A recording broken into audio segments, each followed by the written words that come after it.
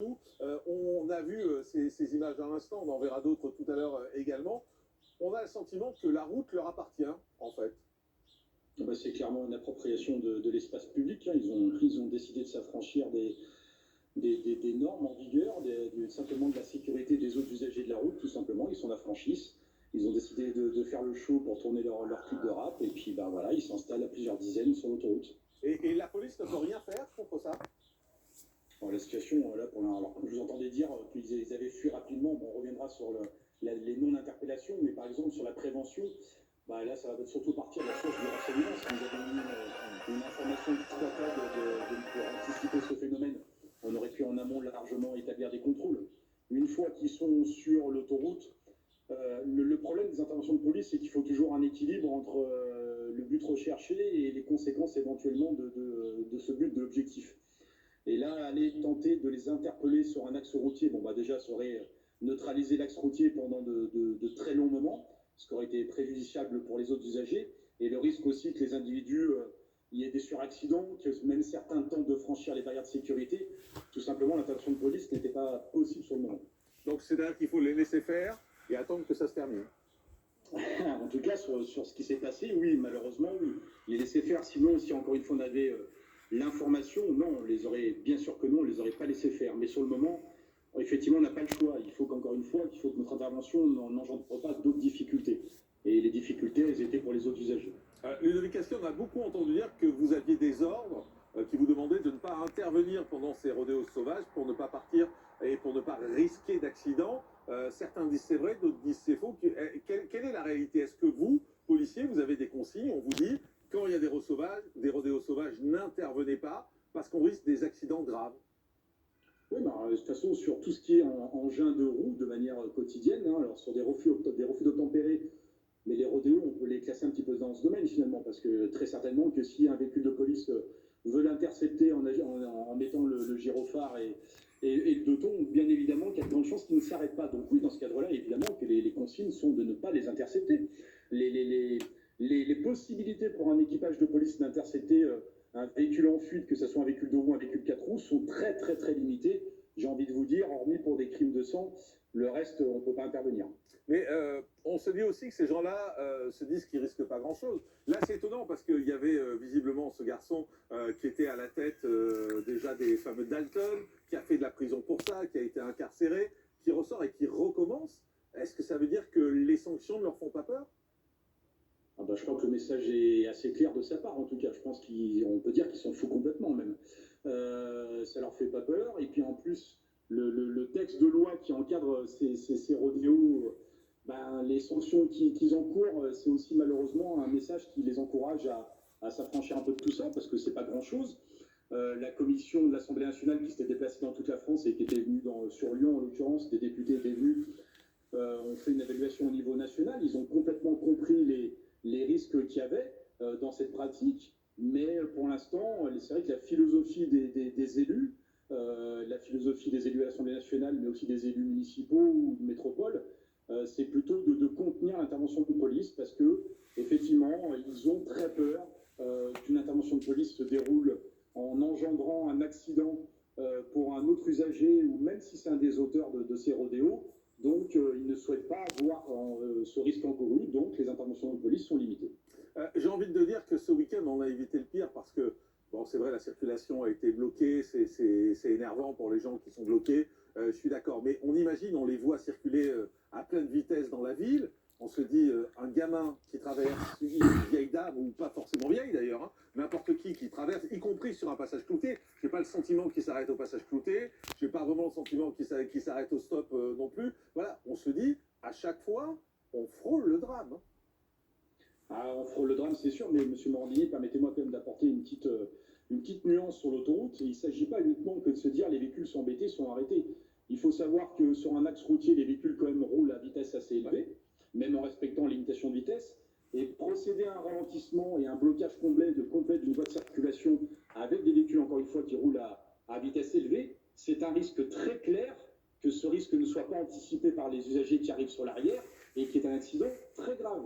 Donc c'est pas uniquement de dire on embête les usagers, c'est aussi de faire encourir un risque grave à l'intégrité physique des autres usagers en procédant à un ralentissement puis à une neutralisation de l'autoroute. Alors, depuis tout à l'heure, on voit des images à l'antenne. Moi, ce que je vois, je vais faire un peu attention, je vois qu'il y a des plaques d'immatriculation, par exemple, sur tous ces véhicules, sur les motos également. Comment vous allez faire vous allez relever ces plaques d'immatriculation, y compris avec les caméras dans la ville, bien évidemment, et ces gens-là vont avoir des soucis ou on les laisse faire?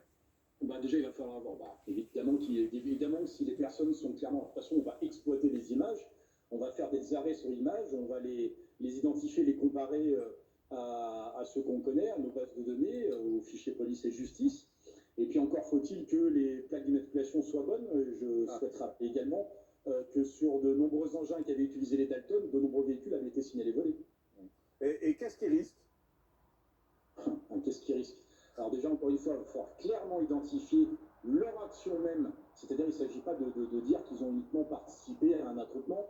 Il va falloir éventuellement clairement identifier leur action au sein de ce rodéo, de savoir si ils ont, je sais pas, par exemple, menacé des automobilistes pour s'arrêter, si effectivement ils se sont affranchis des règles du code de la route. Bah, pour l'instant, pas grand-chose. Hein. Maximum, la peine encourue, c'est 1 an.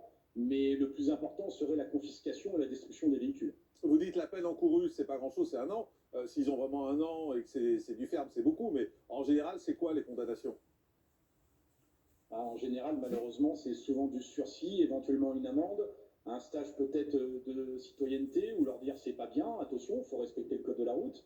Mais voilà, ce qui est le plus parlant pour eux, encore une fois, je pense que c'est le fait qu'on puisse saisir les véhicules, les détruire éventuellement. Mais vous savez, ce qui est étonnant dans les images qu'on voit aussi, c'est qu'ils ne se cachent même pas. C'est-à-dire qu'ils n'ont pas de voile sur la tête, ils n'ont pas de masque, ils n'ont rien. Au fond, on les voit sur ces images. Alors, sur celle-là, non, mais voilà, regardez, on se montre, il n'y a pas de souci, on est sur les motos, voilà, on voit tous les gens derrière, on voit leur visage. C'est-à-dire qu'ils n'ont peur de rien. En fait, ils n'ont peur de rien. Ils n'ont plus peur de la police. Là encore, on voit des visages. Ils n'ont pas peur des sanctions. Ils n'ont peur de rien. Vous voyez, là, on envoyait un sur la moto orange. Il y avait le visage dissimulé. Ouais, mais là, regardez, voilà. On vient d'en voir passer plein. Non, mais ceci dit, je vous rejoins. C'est vrai que la grande partie, on voit largement leur visage. Mais c'est parce que ça fait aussi partie de leur show, de leur provocation dans ce clip. C'est ce qu'ils ont envie de transmettre dans leur message. Donc, bien entendu, que la plupart vont agir à visage découvert. C'est parce que c'est comme ça, ils sont dans la provocation et ils vont aller jusqu'au bout. On vous sent un peu fataliste face à tout ça? Mais fataliste parce que malheureusement, je pense qu'il ne faut pas sous-estimer le risque, encore une fois, pour toutes les personnes qui se sont trouvées sur la trajectoire, comme vous le disiez, de Lyon 8e arrondissement jusque sur la 43. On a eu encore des cas, je crois, il y a une dizaine de jours, où des piétons, pas forcément sur Lyon, mais dans toute la France, où des piétons ont été percutés, grièvement blessés ou décédés. Ça n'amuse personne, très clairement. En plus, bon, on aurait d'autres choses à faire, mais bon, encore ma foi, ça fait partie des missions de police. Mais ça n'amuse personne, mais le problème, c'est que notre action est véritablement limitée. Pour pouvoir réduire ce phénomène, l'endiguer, bon, bien sûr que c'est impossible, mais en tout cas, si on pouvait déjà le réduire fortement, ce serait déjà pas mal, identifier et que les condamnations prévues soient supérieures à celles qui le sont aujourd'hui. Merci beaucoup d'avoir été en direct avec nous, Ludovic Cassier, secrétaire départemental du Rhône, unité SGP Police Info. Merci beaucoup d'avoir répondu aux questions en direct. Maître Sébastien Codesson, on parlait de ce que risquaient ces jeunes. Finalement, c'est pas grand-chose parce que c'est 1 an de prison, mais Ludovic Cassier nous disait, c'est souvent du sursis. Et puis, en réalité, le plus souvent, c'est un rappel à la loi. On leur dit, oh là là, c'est pas bien ce que vous avez fait, il ne faut pas recommencer. Et on voit bien, ils recommencent. C'est 1 an qui peuvent être portés jusqu'à 5 ans avec le jeu des circonstances aggravantes. Et effectivement, dans la pratique, il ne se passe pas grand-chose en général. Et pourtant, il y a une loi qui cible précisément ce qu'on appelle les rodéos motorisés, une loi de 2018. Malheureusement, en fait, c'est ce qu'on appelle une loi déclarative. Qu'est-ce que c'est une loi déclarative? C'est une loi dont le contenu est symbolique. C'est-à-dire qu'on va voter un texte disant... c'est l'équivalent du je vous ai compris législatif. Voilà, c'est-à-dire qu'on a compris le problème et regardez, on s'en charge. Vous voyez? Sauf que cette loi, et on l'a très bien entendu, ça a été parfaitement décrit, elle est inapplicable. En pratique, c'est inapplicable. Alors en politique, ça fonctionne. On dit qu'on s'est approprié le sujet et qu'on a fait ce qu'il fallait, mais en pratique, ça ne marche pas. Sur le terrain, c'est inapplicable. Et M. Cassier ne l'a pas dit, mais ce qu'on cherche à éviter quand on n'intervient pas sur des faits comme ça, on cherche à éviter des émeutes. Parce que quand on intervient, qu'il y a un accident, qu'est-ce qui se passe sur certaines zones un petit peu sensibles? Il y a des émeutes. Donc évidemment qu'il y a des ordres au niveau hiérarchique qui empêchent les agents sur le terrain d'agir, et c'est un problème qui aujourd'hui paraît un petit peu insoluble. Alors, dans un instant, on va essayer de rentrer dans l'esprit de ces gens qui font des rodéos sauvages, parce que ça se développe énormément, en particulier dans certaines villes. Il y en a de plus en plus. On va essayer de comprendre avec vous, Stéphanie Germani, docteur en psychologie, on va essayer de comprendre ce qui peut se passer et pourquoi cette espèce de mode des rodéos sauvages et qu'est-ce qu'on veut prouver. En tout cas, le rodéo sauvage survenu ce week-end à Lyon impressionne par le nombre de participants. Je vous propose de regarder ces images qui nous ont été fournies par nos confrères de Prod, et c'était donc à Lyon.